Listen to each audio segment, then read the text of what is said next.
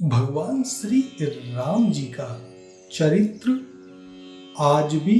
यदि हम लोगों को फॉलो करने के लिए संस्कारों में बोला जाता है तो वह बात मात्र ऐसे ही नहीं बोली जाती है। भगवान श्री राम जी का चरित्र ही है कि जिसको हमें फॉलो करना भी चाहिए। और हजारों सालों से यदि कोई राम भक्त परिवार में हुआ या होता है तो यह तो अति प्रशंसा का विषय हो जाता है कि भगवान राम जी का भक्त हमारे घर में है। भगवान श्री राम जी कितने विशाल और कितनी बड़ी सोच वाले व्यक्ति थे, इस बात का एक उदाहरण मैं देता हूं कि जब रावण से भगवान श्री राम जी युद्ध जीत चुके हैं, माता सीता जी से मिलन हो गया है और सभी लोग युद्ध खत्म करके अपने अपनी जगह, अपने अपने राज्य, अपने अपने पद को प्राप्त करने के लिए चलने की तैयारी में लगे हुए हैं और युद्ध पूरी तरीके से शुभ फल देने वाला रहा। और यह जब अंत हुआ तो भगवान श्री राम जी को भी अब अयोध्या जाना है। तो यहाँ पर भगवान श्री राम सबसे पहले तो हनुमान जी को अपने पास बुलाते हैं। सारे रथ और विमान तैयार हैं अयोध्या जाने के लिए और अयोध्या जाकर भगवान श्री राम को राजा बनना है, ऐसे भी आभास भगवान श्री राम जी को होने लगे थे। और जगह जगह बातें चलने लगी थी कि अब जब भगवान श्री राम ने सबको अपना अपना राज्य दे दिया, विभीषण को लंका दे दी और सुग्रीव को अपना राज्य सौंप दिया, तो अब ऐसे में अंत में भगवान श्री राम को अयोध्या लौटकर अपना राज्य संभालना होगा। तो ऐसी चर्चाएं होने लगी। तो हनुमान जी को भगवान श्री राम बुलाते हैं और सर्वप्रथम खुद से पहले किसी भी व्यक्ति को अयोध्या भेजें, उससे पहले अपने परम भक्त और विश्वसनीय हनुमान जी को बुलाकर राम जी बोलते हैं कि पहले आप अयोध्या जाइए और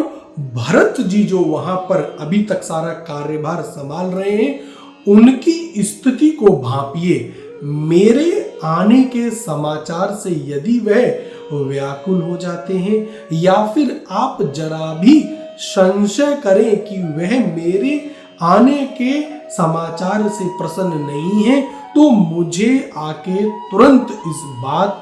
से सूचित कर दीजिए। अब यहाँ श्री राम जी जानते हैं भगवान होते हुए भी, नारायण होते हुए भी, कि उनको पद तो मिलना है, राज्य तो उन्हीं को संभालना है और राजा भी उनको बनना है, किंतु कहीं भी एकमात्र गलती निश्चित रूप से उनके भक्ति और उनके चरित्र के ऊपर आक्षेप लगा सकती है कि कहीं जोर जबरदस्ती में ना आके भरत यदि राज्य का पद छोड़ेगा तो यह अच्छा नहीं होगा। तो यह विशालता, दिल कितना बड़ा है भगवान श्री राम का और अपने भाई के प्रति कितना अधिक दूर का सोचते हैं, यह हमें भगवान श्री राम यहाँ पर हमारे रघुवर हमें बता रहे हैं। तो हनुमान जी पहले भरत जी से मिलते हैं और उनकी प्रसन्नता का देखते हैं, उनको समाचार सुनाते हैं कि राम जी वापिस आ रहे हैं और अयोध्या आने वाले हैं और आने की तैयारियां शुरू कर दीजिए। तो यह समाचार सुनकर भगवान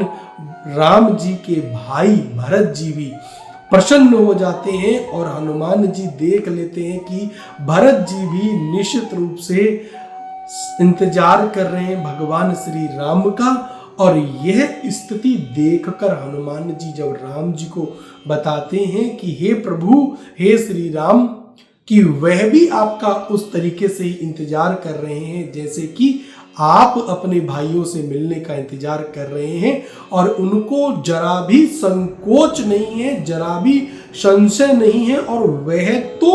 आपके पद पर बैठे ही नहीं है, अभी तक वह तो मात्र राज्य का संचालन कर रहे हैं सेवक के रूप में, और असली ईश्वर और उस पद पर बैठने के लिए आप ही हैं। तो यह समाचार सुनकर भगवान श्री राम को निश्चित हो जाता है कि भाई भरत को जरा भी